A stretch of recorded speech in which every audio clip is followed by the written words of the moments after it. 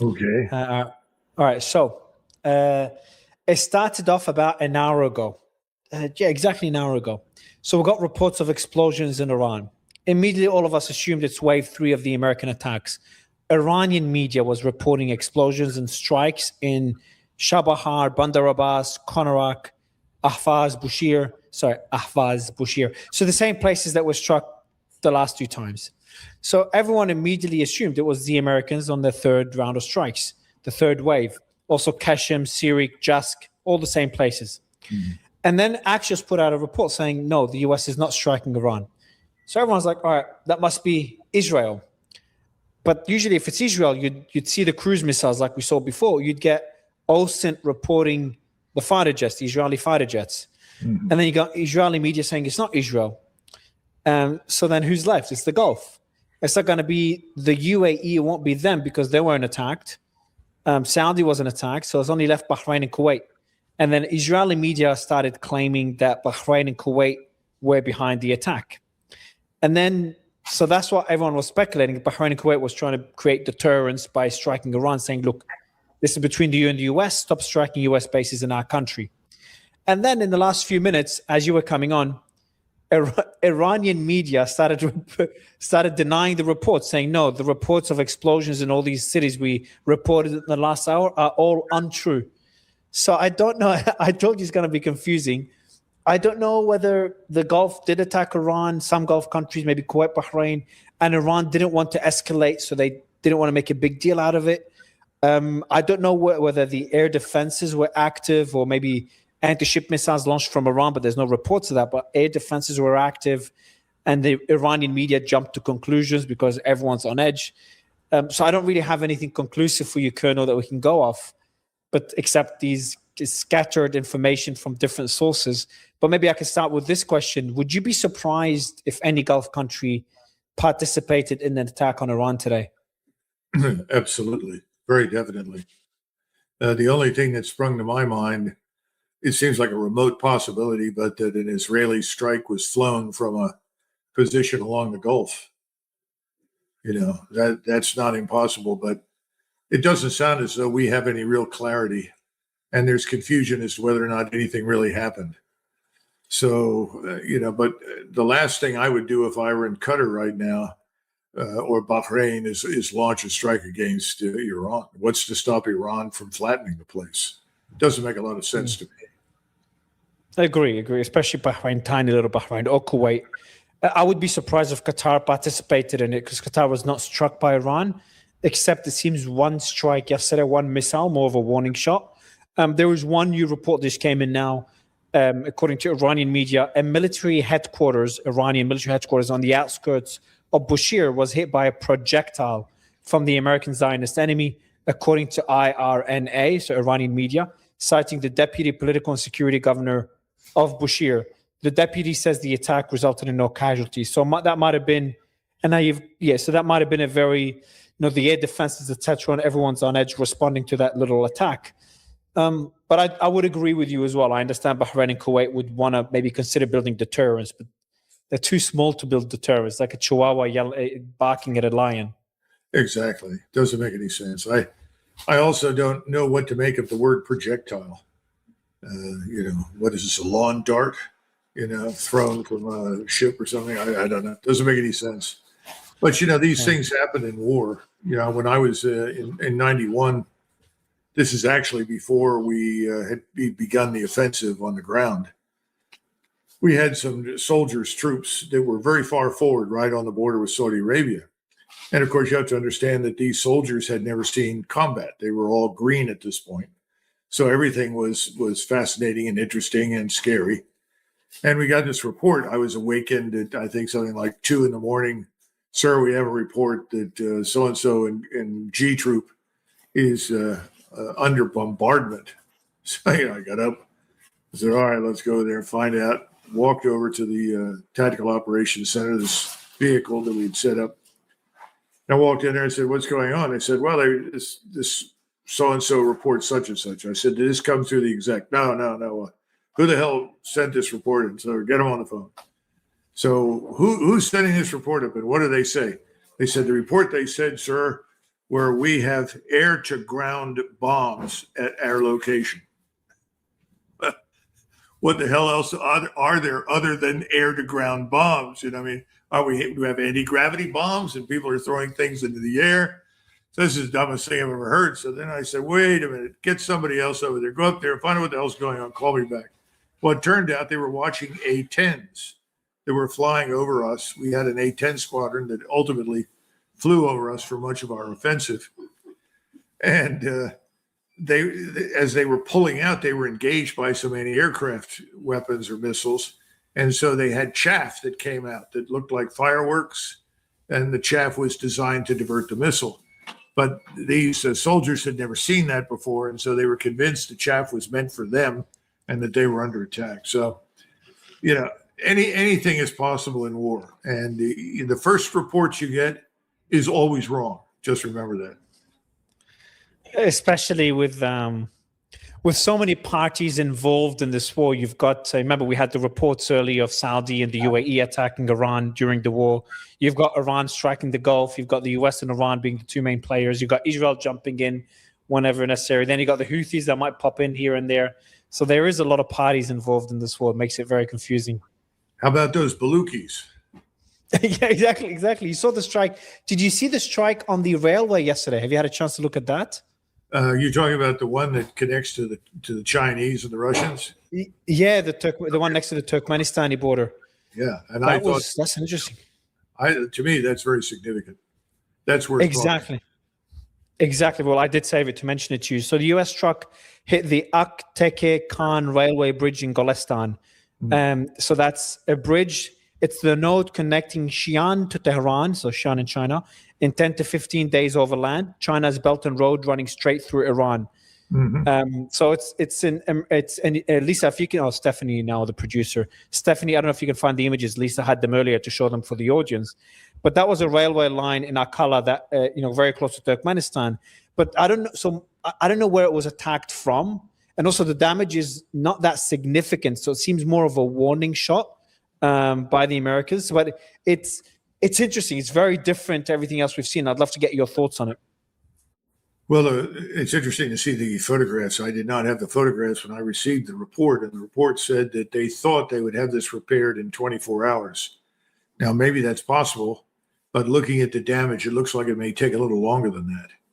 And this, of course, also highlights something else, that the Belt and Road, which is enormously important to everybody in Eurasia, is new, and not all of the rail lines are completed, and there has been some discussion and debate about where you can send the rail lines. The Chinese would like to have sent rail lines down through Pakistan in greater numbers and greater volume. That hasn't happened because the Chinese are not confident of security along the railways.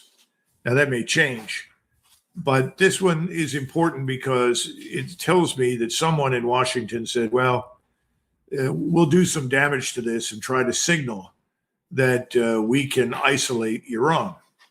And also as a message to the Chinese, since we tend to treat the Belt and Road as a threat to us.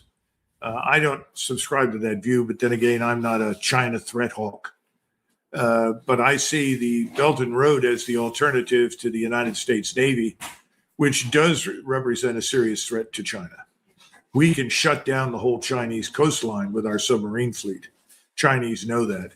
They've been through this before. Remember the Imperial Japanese Navy, before the Imperial Japanese Navy, the Royal Navy. So they don't want to be cut off. And so it becomes very important to build these overland routes. Now, as you can see from what you're showing up there right now, this is not going to change the game fundamentally. They'll repair the railway, and I think you'll see redundant railways show up in the near future. There are other ways to get into Iran as well across the Caspian. So it's not a strategic game changer, but I think you're making a valid point. It's a pretty serious message.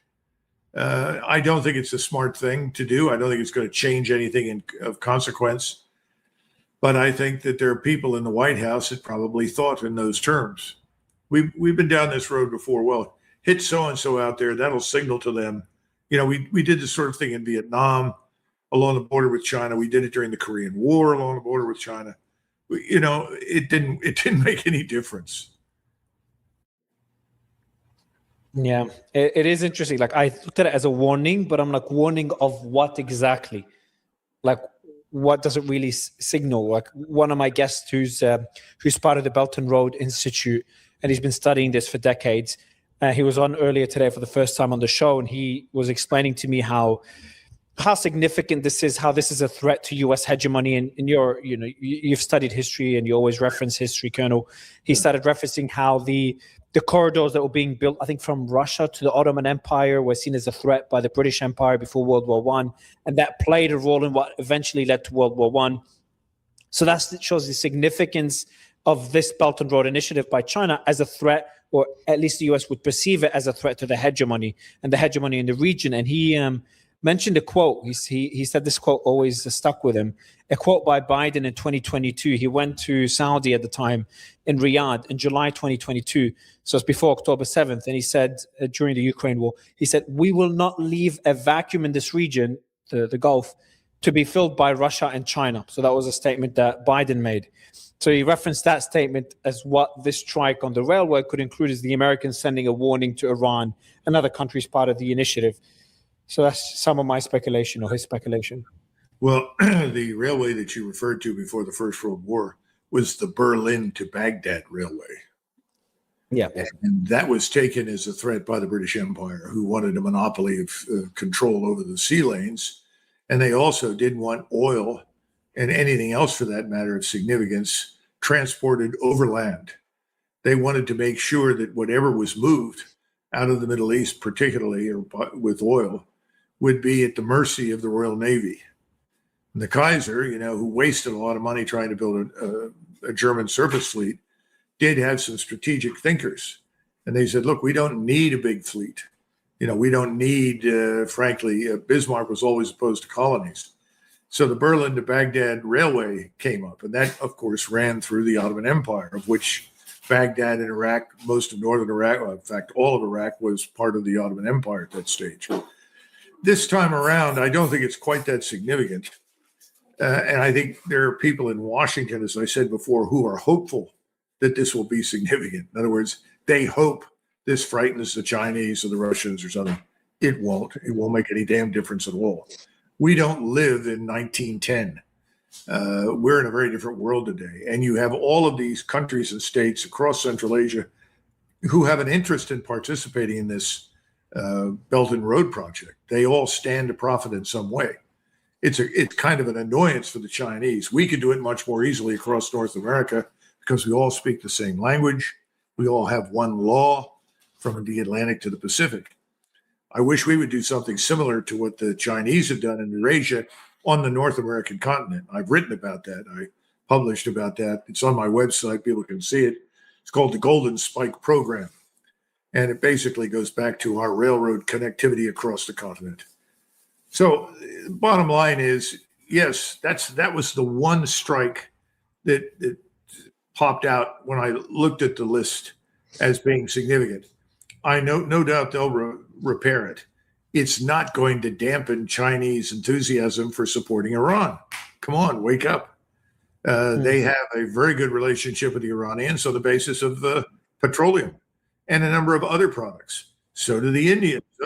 So the notion that you're going to do something like this, and this is going to warn everybody that things can get worse, it's not going to help our position at all. But there are some, we have a sort of late 20th century military establishment, and we have an early 20th century thinking establishment, if you want to dignify it with that word, in Washington, D.C. That's our problem. Yeah, and also it could be, there might be some intelligence that we obviously don't know about. Maybe the Americans know some air defense batteries are being delivered through that railway in the next couple of days or on their way, and they struck it as a warning for the Chinese or for Iran not to import them. I'm just saying there could be more to it as well than something. Most of the air and missile defense capability and radars and so forth, even missiles themselves, have been flown in by the Chinese. Okay. Massive, yeah, massive. A very true, yeah. Airlift on the scale of only something that we historically have been able to do. Chinese can do it now. So, the bottom line is somebody's trying to say something about the Chinese or to the Chinese in connection with Iran. We got that. It's not going to change anything. That's my point. Yeah. Since we're talking about the strikes, and there's no information on the strikes today, everything's quiet now on the explosions we heard earlier. It's just very bizarre, very, very bizarre. I'm sure we'll get reports of it. Similar to the attacks by Saudi and the UAE, we only got reports about it weeks later after the ceasefire. We'll probably hear about this in a few days. We'll start hearing leaks come out. But I haven't asked you yet your thoughts on the escalations in the last 48 hours. So you had Iran attack those 3 ships going through the Omani side, and the US just went ballistic. They've attacked in the last 2 days. It was 14 times the level of attacks we saw the last 2 times. They retaliated against the strikes on the ships going through the Omani side. So the Iranian strikes beforehand in the last couple of weeks. So it's significantly more, according to the New York Times, about 14 times more. There's kind of 2 schools of thought here. One of them is the ceasefire dead, or the MOU is dead, as Trump has said, and this is the beginning of a continuation of the war. And the other one, which I'm in that camp, at least for now, is that this is just the 2 sides, a bit of a power struggle between the both. Iran saying we're going to control the Strait of Hormuz, and the US trying to break that, trying everything they can to break that. And the Iranians' retaliation kind of confirms that, because they're not escalating. They're like, we're going to strike Kuwait, Bahrain, and Jordan and keep our control of the Strait of Hormuz. And today, the ships are going through the Iranian side. So they seem to be playing the long game there. What's your analysis of this escalation, and how worrying is it? I think perhaps the first observation is that Iran has gone to a full war footing. In other words, they are now mobilized for war, total war against us. Are we mobilized for total war against them? No. We have a fraction of our military capability. Now, most of the fleet is currently involved in this. And there's something interesting that should be brought up, and that is that the United States Navy has now officially admitted that they have more launchers and more launch tubes for missiles than they have missiles to fire.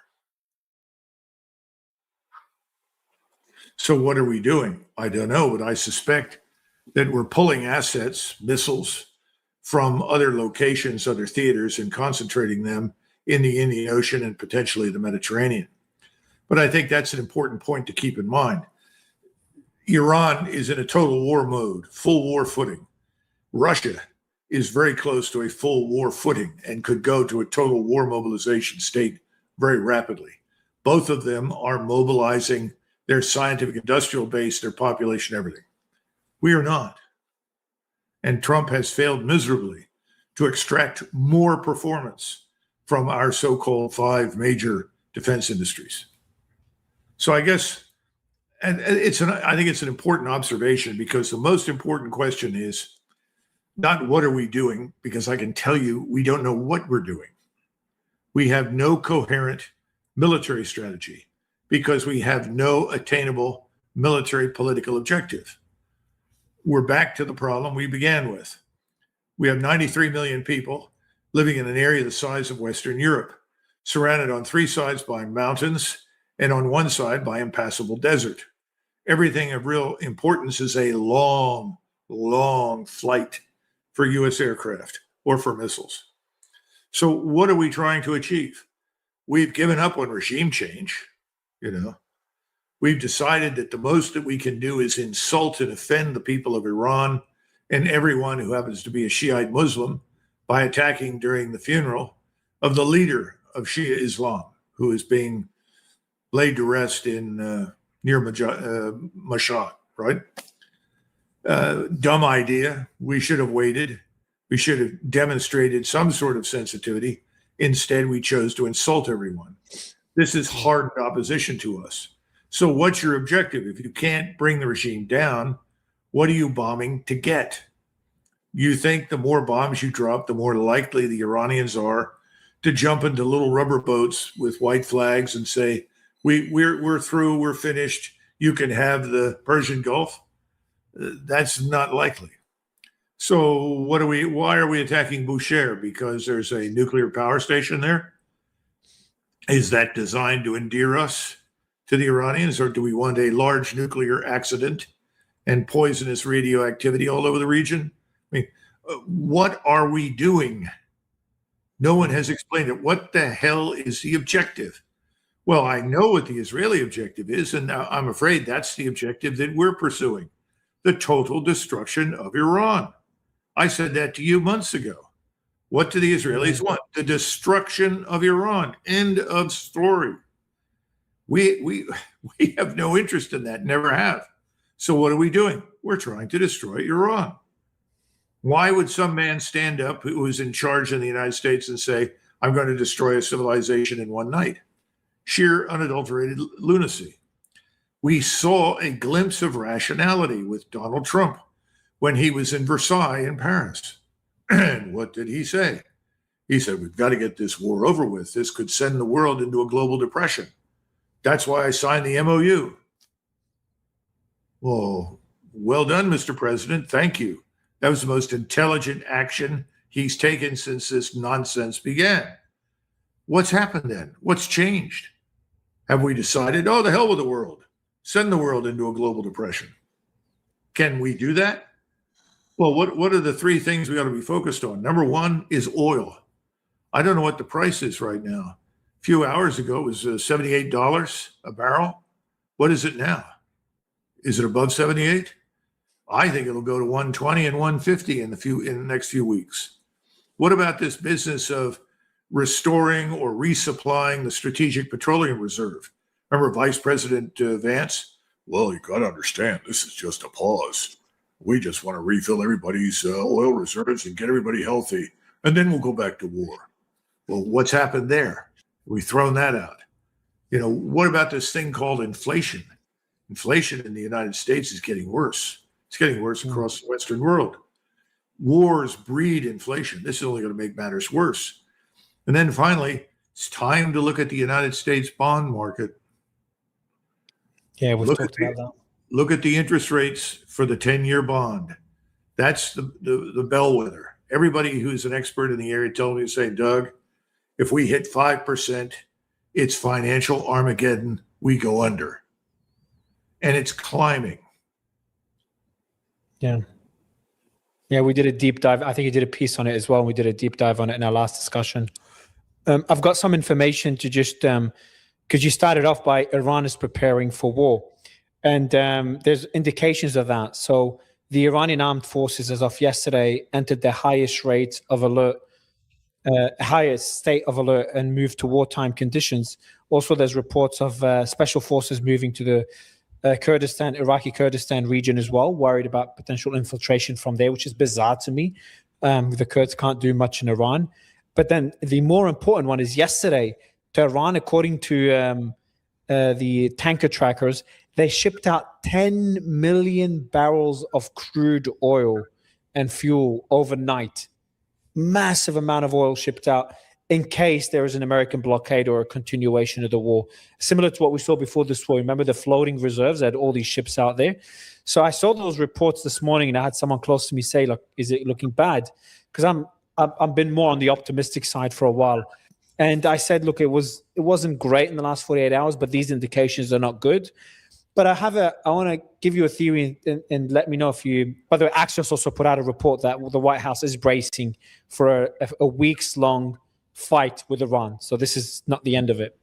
Is it possible this is not a plan to continue a full-blown war? And the reason I don't think the US wants to continue war is for the reasons that we've talked about: depleted munitions, bond market, the economy, inflation, oil, strategic petroleum reserves, political suicide for Trump, allies being upset. All these different reasons make it, if you're looking at this from a pragmatic lens, just makes it such a stupid idea to continue the war.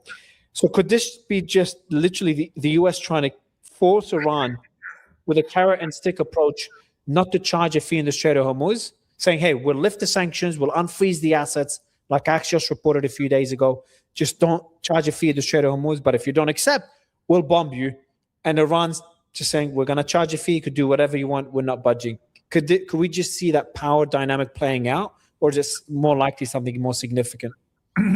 The Turks just raised the fees for the Bosphorus passage through the Dardanelles by 15%.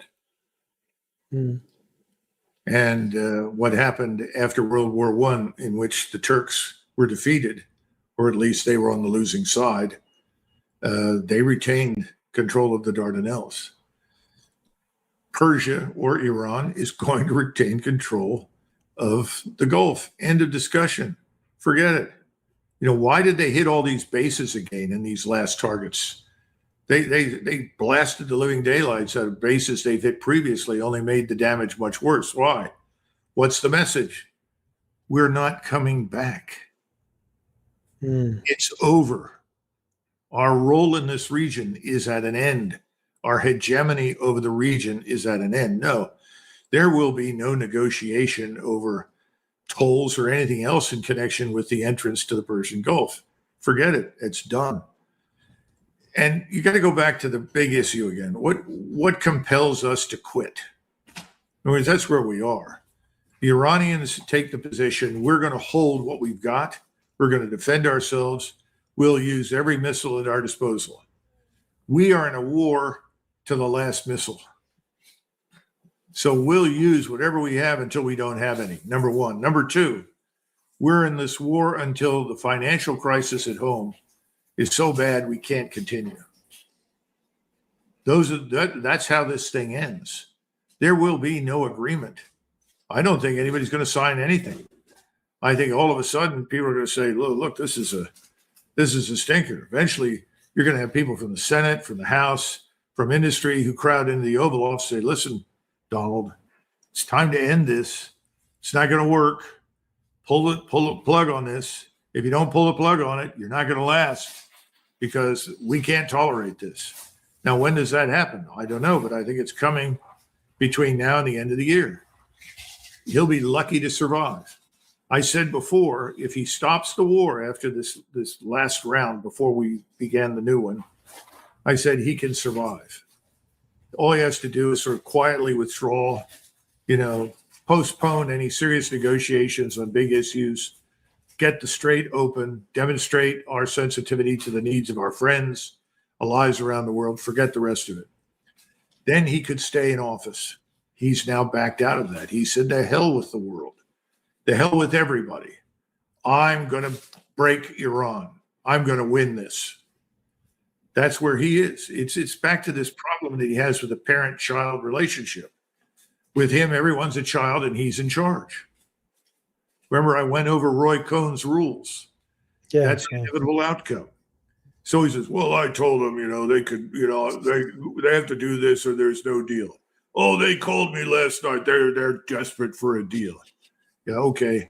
Smoke some more crack. They're not desperate for a deal. You're desperate for a deal, and everybody knows it. So what can he do? Can he stand up and be the man we know he's not? Take responsibility for this thing and end it? No. So he's just going to hammer away and hammer away and hammer away. And eventually the other factors that you and I have been discussing will descend. They'll all converge on him and compel us to leave. And I don't think he'll make it. I think he'll be booted from office. Yeah, he told me that last time. Trump and Netanyahu spoke this evening, and they've agreed to continue close coordination between Israel and the U.S. on multiple regional issues. Trump briefed Bibi on recent U.S. operations in the Gulf. During the conversation, Bibi raised what his office described as, okay, this is what I wanted to ask you about. Perfect. So Netanyahu raised what his office described as Turkish President Erdogan increasingly hostile rhetoric towards Israel and stressed the importance of maintaining Israeli security zones along its borders. And that goes to my next question. We've talked about Turkey before, and the rhetoric on the Israeli side just keeps getting, more and more hostile towards Turkey. And our friend Smotrich, probably one of the worst voices in Israel, went all the way to say to prepare for war with Turkey. Let me see if I can find. There it is. He said, Erdogan is a very dangerous man. Fine. Turkey, as it stands today, is a very significant threat to the state of Israel. Stupid, but fine. They've said this before. We are conducting very intensive discussions with the president and with the administration, Trump, and we are working very hard, both publicly and behind the scenes, to try to prevent the sale of the F-35s to Turkey, which we've spoken about. Erdogan must not be given access to game-changing weapons. So this is not Okay, this is not the crazy scenario. There's another one where he's talking about, oh, this is it. We are preparing for every scenario, including military action. That's Smotrich, so Israeli finance minister about Turkey. We understand that there is a threat, and we will not allow Turkey to threaten Israel's existence, just as we have not allowed and will not allow the Iranian regime to do so. So he's talking about preparing for the military action against Turkey, and comparing Turkey to Iran, which was just bombed for the second time in war last year and this year by Israel. That's pretty extreme, but Trump doesn't seem to give a damn. Colonel, he went to Turkey, he kept praising Erdogan time and time again, and said he's considering approving the F-35s. Well, why would President Trump do that? Why would he praise President Erdogan, and why would he lift the sanctions and sell F-35s to Erdogan? It's called a bribe. We are bribing President Erdogan and the Turks to stay out of the war with Israel. We want them to sit on the sidelines. We don't want to bring them into the fight. Have you been to Turkey recently? Or Turkey? Yeah, 4 months ago. Everybody there loves Israel, right? The population is overwhelmingly supportive of the Israelis, right? There's Israeli flags everywhere. Yeah, that's right. So our friend Erdogan is the master fence straddler. You know, he says, well, Donald, okay, you know, what are you going to give me? Well, this is the Godfather now. This is the Godfather. I'll give you some F-35s. You know, you got to play ball with us. Okay, you give me the F-35s, there'll be peace. What do you think you're dealing with? That's the level of discourse right now. The only thing is that our friend Erdogan is much smarter than Donald. Because just because Erdogan says, fine, we'll sit on the sidelines, you know, we won't involve ourselves, but I have to talk to the population. I have to be on the right side of the issue, but we won't do anything, at least until he feels he has to or wants to. And that's coming. And the Israelis know that. When I was in Israel in 2013, I think it was 2013 was the anniversary of the 73 war. And I gave a presentation. You can find it on the internet. You can Google it. And it was a good conference. I learned a lot about things. I was trying to write about a chapter in my book about the 73 war, the Egyptian front. And I told them, and at the time, people said, "Oh, come on, don't be ridiculous." I had a slide. I said, "I know all of you are worried about Iran. You're concerned about Iran, but you know, historically, Iran is not a state with whom you have to have hostilities. In fact, the opposite is the case. Iran is the most inclined to cooperate with the West." And you and Iran share similar interests and some of the same opponents. So I said, I think you should start to look carefully at the one true potential existential threat to Israel that exists in the region. And that is the Turkish state. And everyone looked at me as though I was crazy. And I said, now, you and the Iranians can lob missiles and bombs at each other, but the Iranians can't invade Israel. The Turks can invade Israel. And you are living on territory that the Ottomans governed for hundreds of years. Don't you remember? And you could have heard a pin drop in the audience, but ultimately, after it was over, several people came up and said, you know, you're making a good point. They were depending upon, somebody found it. They were depending upon, so you can find the slide that shows you on Turkey. That's what's most interesting. They were very dependent upon the what I would call the legacy of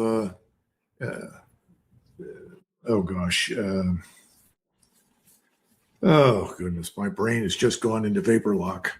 That's okay. I'm watching the younger you give a presentation. I know. Look at all that. Looking good there. Exactly. So looking sharp. Anyway, I have a.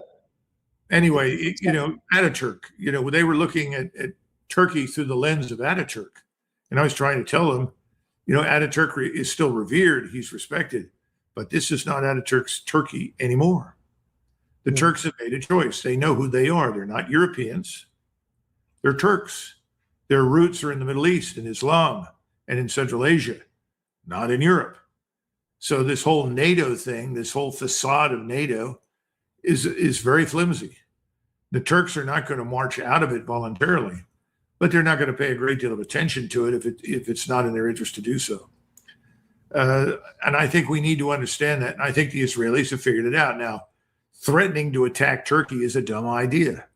I don't know why they're talking publicly that way, except that they're suffering from what appears to be a sense of racial prejudice, racial supremacy, cultural supremacy, and extreme arrogance on a scale that I don't think I've ever seen in my life. I don't know what's brought this on, but I think it's control of us.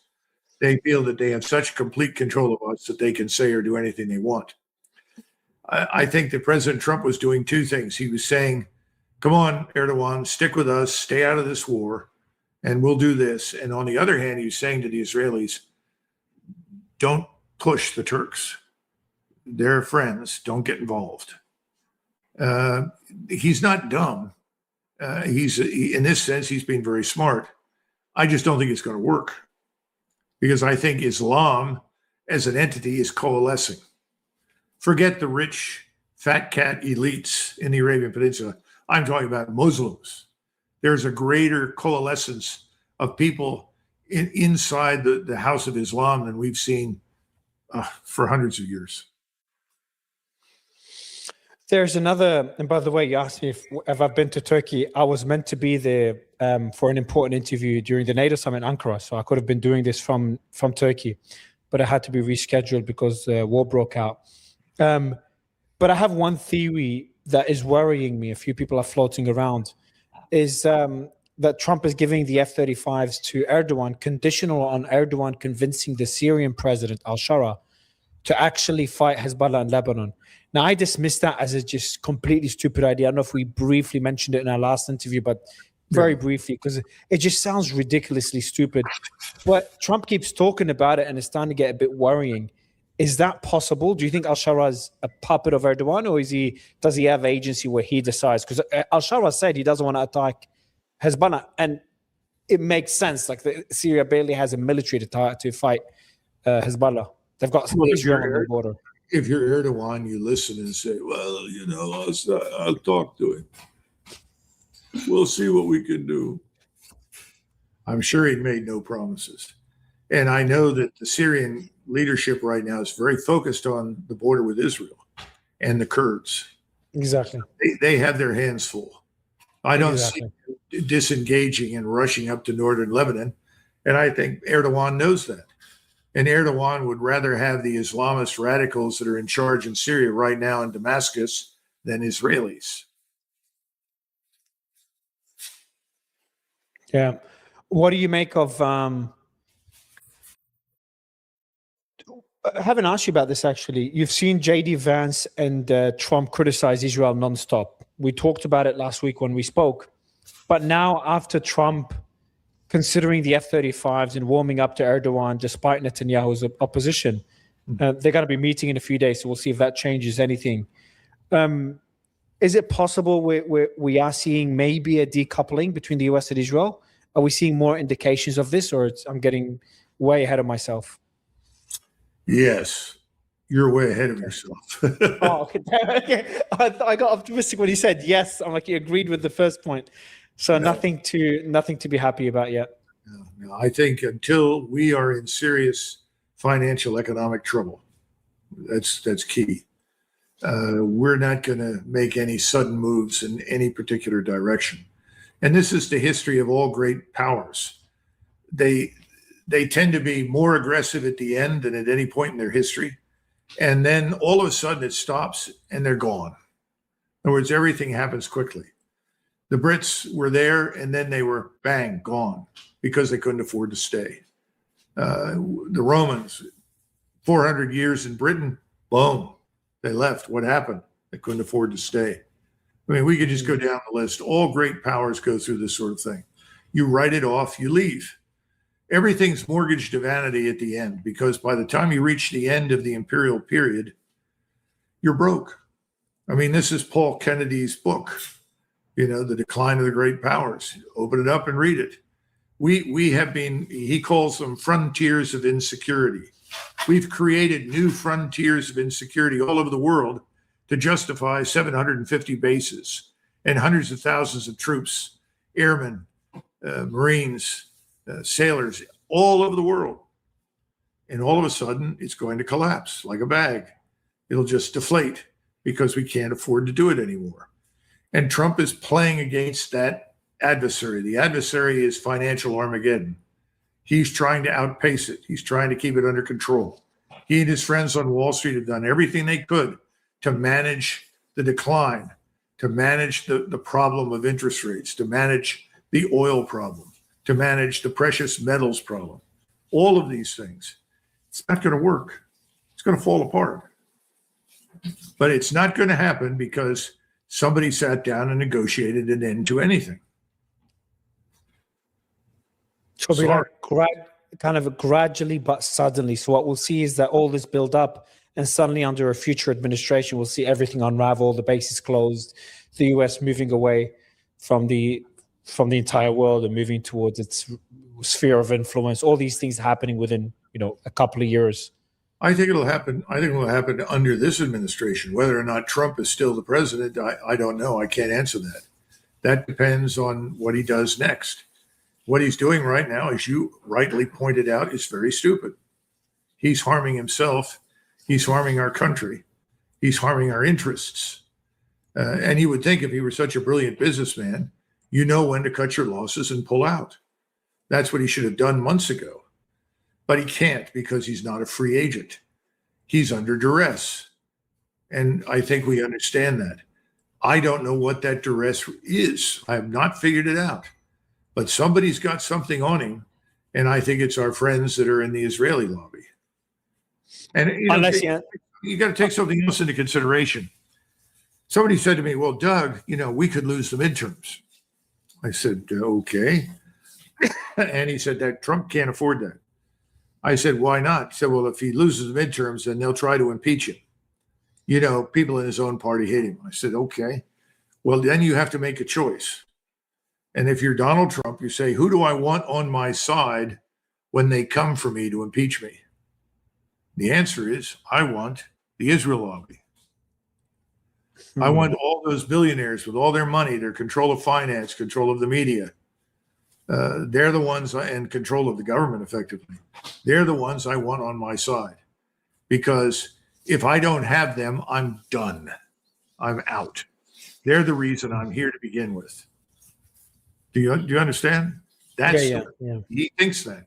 So if you tell him, well, you're going to lose the midterms. Well, I may lose the midterms, but if I continue with the war, I do what my backers and supporters want, my donors, as they say, what the lobby demands, they'll prevent me from going under.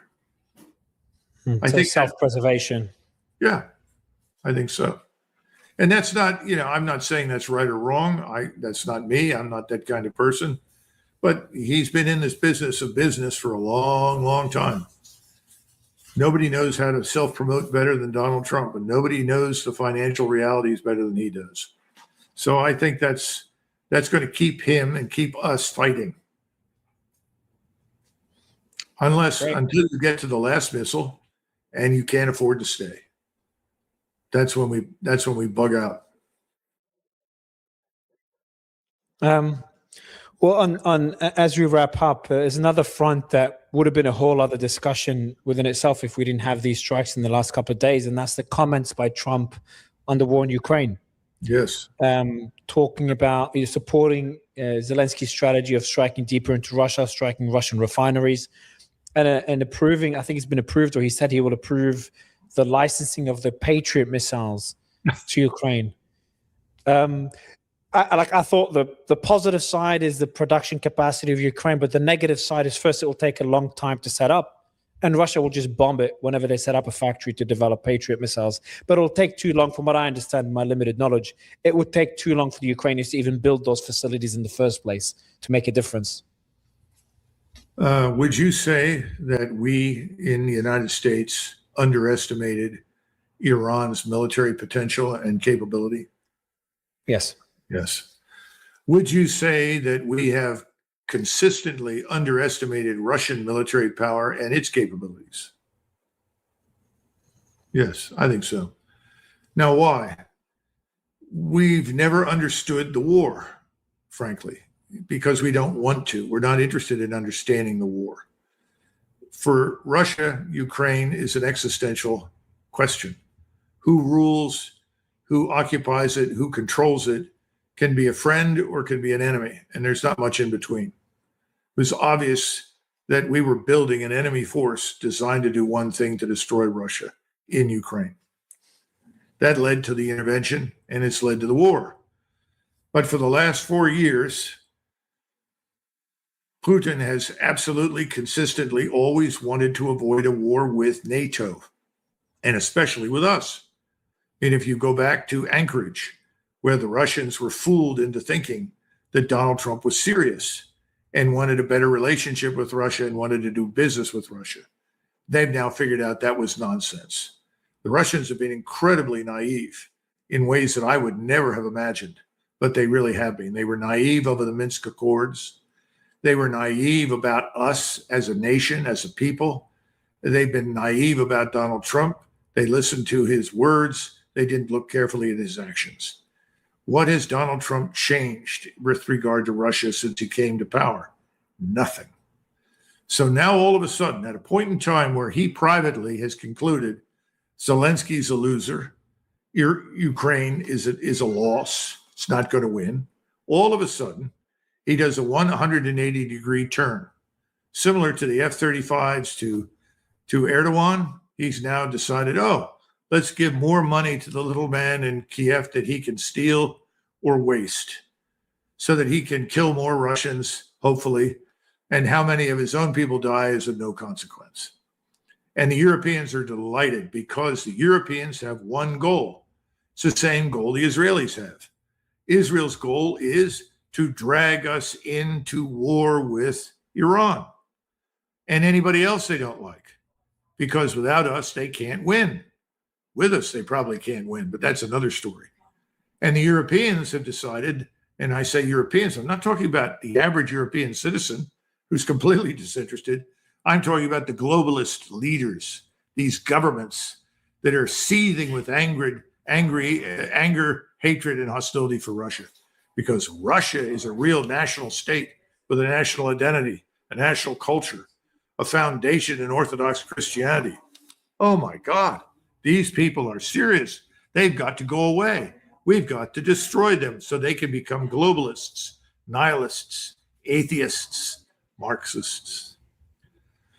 So they're happy now for the moment because they think they've talked Donald Trump into confrontation with Russia. And Donald Trump was foolish enough to state right after Rubio pointed out, oh, yes, we think this is a new phase. Striking deep into Russia is good. And then Donald Trump says, yes, I know it's escalatory, but I think that's the path to negotiation and peace. That's like saying, I got a pain in my left hand, I'm cutting my wrist. And enough blood flows out, the pain will go away, and I'll pass out and die. It's stupid, but he's fallen for it. Now, why would he do that? Well, he probably says, it's too much trouble to deal with Congress. That's what the Senate wants. That's what the Congress wants. They're all making money from this. I've made money. So what difference does it make? I mean, I've seen this thing before. FDR, when he left the Potsdam Conference, Admiral Leahy was his senior military advisor. And Admiral Leahy said to him, Mr. President, do you really think the Soviets are going to abide by any of these things? They're going to honor their obligations? Are they going to do the things they've promised?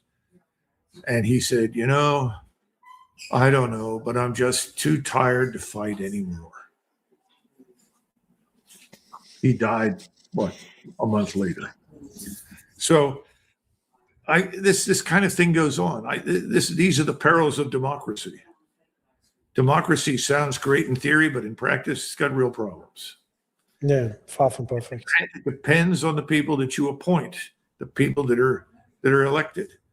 And, the great historian Macaulay said this will work very well in the United States until they run out of high quality people in office. Then everything will fall apart. I think we've run out for quite a while. So, all you have to do is sit there and take a go, listen, just listen to the foreign minister of China, listen to the foreign minister of Russia, listen to these men speak, look at how they behave. Are there any fits of emotion, any snide remarks, any off-color remarks? No, they're extremely professional. They're focused like lasers on the interests of their country and understanding the interests of other countries. And when they speak, everything they say reflects that mentality and understanding. They're called diplomats. We don't have any.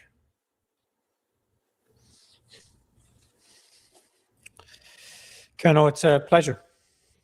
And I love the impersonations today. It's a record number of impersonations. It was a good conversation. It was a good conversation.